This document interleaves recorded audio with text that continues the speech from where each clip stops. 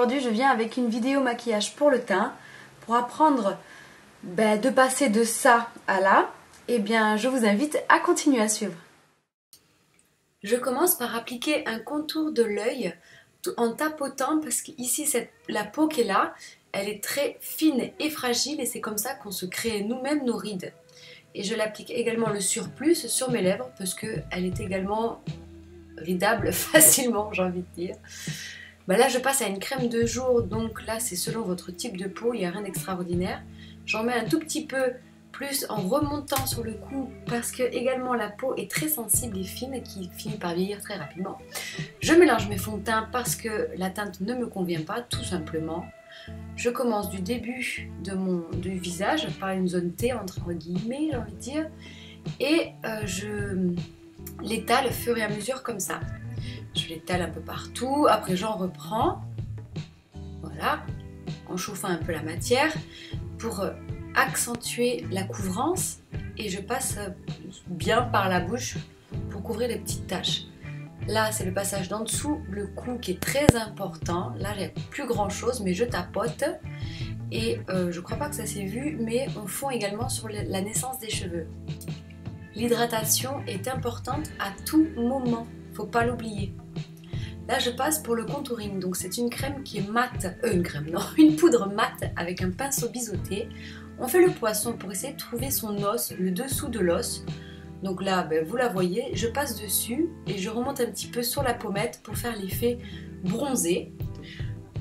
Après on remet un peu de poudre, on le met ici à cet emplacement là, ça fait l'effet relief par rapport au soleil et évidemment on passe sur les cheveux pour que ça fasse pas l'effet bronzé, pour que ça fasse l'effet bronzé.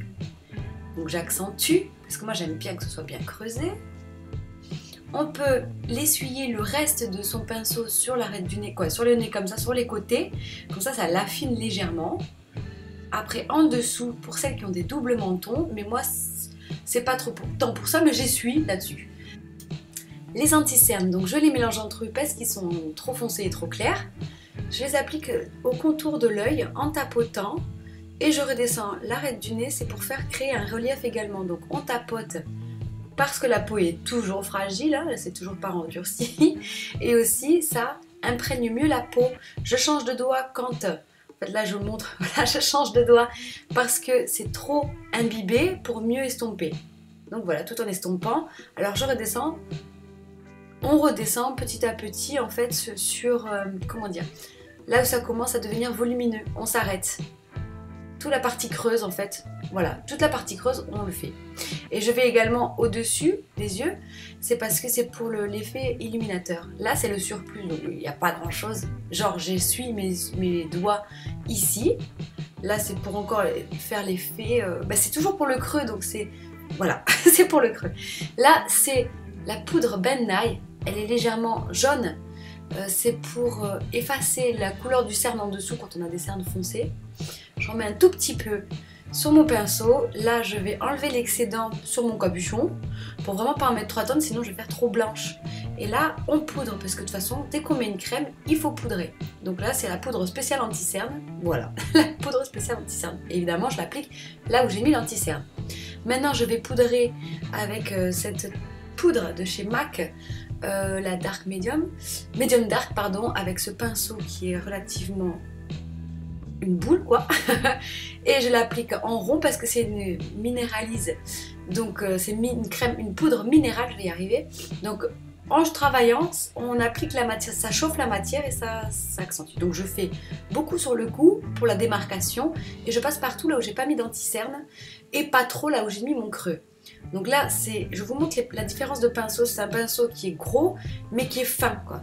Comme vous voyez, comme je l'ai montré, c'est gros mais fin. Donc j'en mets un tout petit peu, mais finalement ça ne sera pas assez, donc je vais en rajouter. Et je le mets en faisant, je sais pas comment on dit, gonfler la joue, quoi, genre le faux sourire. Et là où partout c'est gonflé, on en met. J'en mets également sur les tempes, voilà, là-haut. Et sur le nez, c'est l'effet soleil. Donc voilà, c'est l'effet bonne mine, voilà. Donc là, c'est le blush de chez Kiko, numéro 105, avec un petit pinceau pour les fards à joues, et j'en mets très légèrement.